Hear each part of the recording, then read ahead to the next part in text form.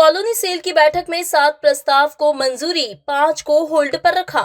ADM गौरव banal ने बैठक में 12 प्रस्ताव पर प्रेजेंटेशन देखे। एडीएम गौरव बैनल ने बताया, आज प्रेजेंटेशन देखने के बाद 7 प्रोजेक्ट को अनुमति दी गई है, बाकी प्रोजेक्ट होल्ड पर रखे गए हैं। पिछले दिनों जिन 34 कॉलोनी के मामले में नोटिस दिए गए थे, उनमें से कुछ पेश हो गए, कुछ ने जवाब के लिए समय मांगा है। बिल्कुल सुनियोजित तरीके से यदि कोई कॉलोनी डेवलप हो रही है तो उसी की परमिशन दी जाए, बाकियों में जब तक प्लानिंग पूरी ना हो, प्रॉपर ना हो, उसकी परमिशन ना दी जाए। इसीलिए यहाँ पे जो कलेक्टर सर हैं उनके निर्देश पे ये हम लोग बैठक आयोजित करते हैं, जिसमें कॉलोनी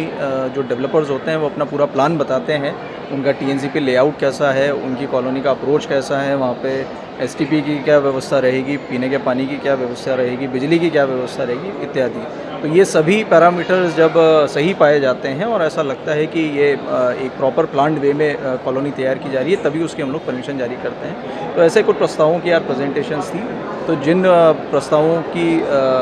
सही थी सारी जानकारी उनको अप्रूव किया गया है और बाकियों में जिसमें सुधार की आवश्यकता है उनको सुधार करने के बाद पुनः उनका प्रेजेंटेशन किया जाए। देखिए, सबसे इम्पॉर्टेंट जो हमको लगता है जो सुधार हुआ है वो ये है कि कई कॉलोनी जो पहले जिनका अप्रोच प्रॉपर नहीं होता है और कई बार अगर उस अभाव में उनको परमिशन जारी हो जाती है और बाद में कोई कठिनाई आती है, तो वो चीज़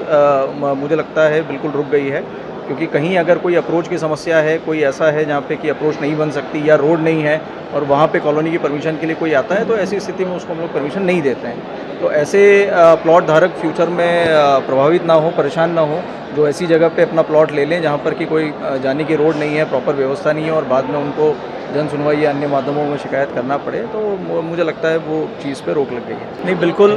उसको रोकने के लिए हम लोग जो कंप्लीशन के लिए जब वो अपना आवेदन लगाता है तो फिर से उसकी प्रेजेंटेशन करवाते हैं, उसमें बाकायदा फ़ोटोग्राफ्स लगती हैं और हमारी टीम जा कर के मौका मुआयना करती है। जब यदि वो रोड जितनी एस्टीमेट में उसने बताई थी उतनी रोड नहीं बनी है तो उसको कंप्लीशन नहीं दिया जाता है और प्रेजेंटेशन में निकल के आता है जहाँ पे कंप्लीशन पूरा नहीं होता है उसको होल्ड किया जाता है और ऐसे छोटे मोटे जहाँ पे भी कंप्लीशन